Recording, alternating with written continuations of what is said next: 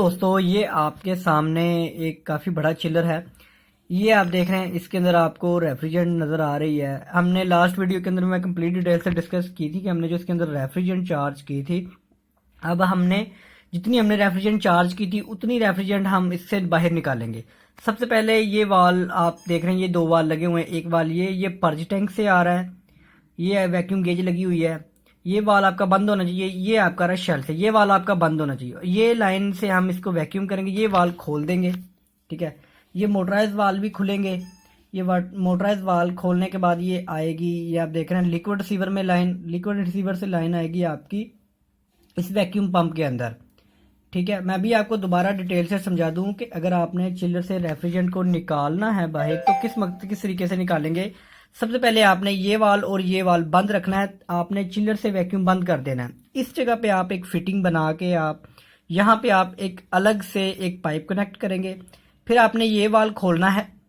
ठीक है, ये वाल बंद रखने हैं, ये दोनों वाल आपने बंद रखने हैं ताकि आपका चिलर वैक्यूम पे ना। आप इस लाइन को सिर्फ आप इसको वैक्यूम करेंगे। इस लाइन के ऊपर आपने पाइप लगाया होगा, आपकी एयर आपके पाइप से आएगी। वो पाइप आपने कहाँ पे कनेक्ट करना है वो भी मैं आपको दिखा देता हूँ। यहाँ पे आप एक ने पाइप कनेक्ट करना है, ये वाला पाइप।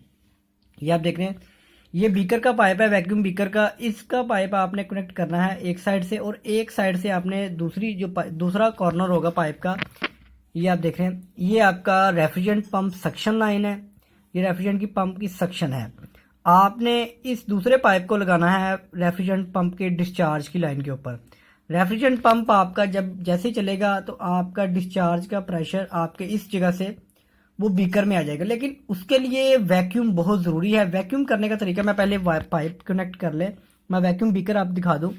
ये दो आपको पाइप नज़र आ रहे हैं जो इसके अंदर जा रहे हैं। अभी एक मिनट मैं लाइट ऑफ करता हूँ, एक मिनट। ये आप देखें, ये आपके सामने एक बड़ी पाइप है। ठीक है, ये पाइप इस पाइप से आपने रेफ्रिजरेंट को लेना है और यहाँ से आपने वैक्यूम लगाना है। यानी कि ये बीकर के अंदर आपने फुली वैक्यूम करना है। वो उसी तरीके से करना है जहाँ पे मैंने आपको पाइप बनाया है। अभी हम पाइप फिक्स कर लेते हैं। ये आप देख रहे हैं, इस जगह पे हमने पाइप लगा लिया। अब हमने ऊपर, ये आप देख रहे हैं, इस वाल को बंद कर दिया और वो वाल भी बंद हो गया। हमारा पाइप यहाँ से ये वाल खुला हुआ है।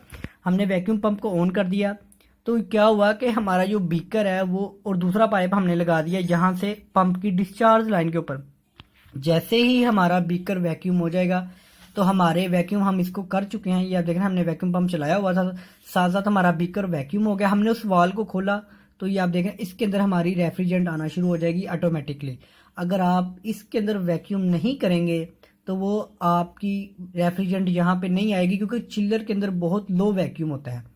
तो ये आप देख रहे हैं, अब हमारी जो रेफ्रिजरेंट है वो इस पाइप के ज़रिए, जो हमारी लंबी लेंथ वाला पाइप है बीकर के अंदर, उस पाइप के अंदर से हमारी रेफ्रिजरेंट आ रही है। वो पाइप जो लंबी लेंथ वाला पाइप है वो आपने कनेक्ट करना है पंप की डिस्चार्ज पे, रेफ्रिजरेंट पंप की। और ये जो है, ये छोटी जो बीकर के अंदर छोटी लेंथ है, अभी मैं आपको वैक्यूम की वजह से, ये आप देख रहे हैं, ये पाइप थोड़ा सा फ्लेक्सिबल है। ये आप देख रहे हैं बेंड होना शुरू हो गया क्योंकि इसके अंदर लो वैक्यूम हो चुका है। इस टाइम हमारा पंप चल रहा है, साथ आपने पंप को चला के रखना है।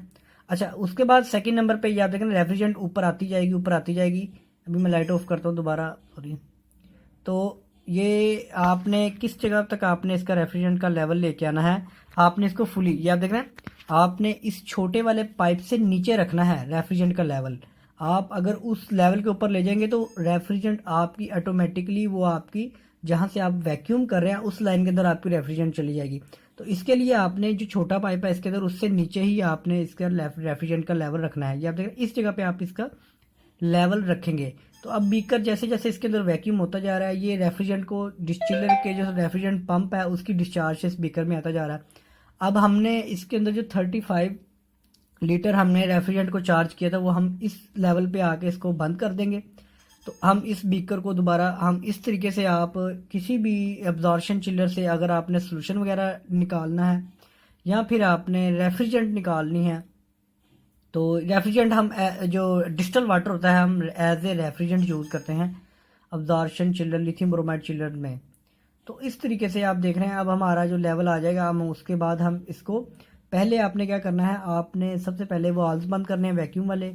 फिर आपने जो पंप का वाल है वो बंद करना है, डिस्चार्ज का, जो डिस्चार्ज की लाइन के ऊपर लगा हुआ है। फिर आपने इसका जो कवर खोल लेना है। तो अभी ये आप देख रहे हैं हमारा जो लेवल आ गया, बस हम इसको अब यहीं पे बंद कर देंगे। तो ये अब हमारा जो वाल्व बंद कर दिए हमने, जो रेफ्रिजरेंट पंप की डिस्चार्ज पे लाइन पे लगे थे वो वैक्यूम वाला वाल्व भी बंद कर दिया।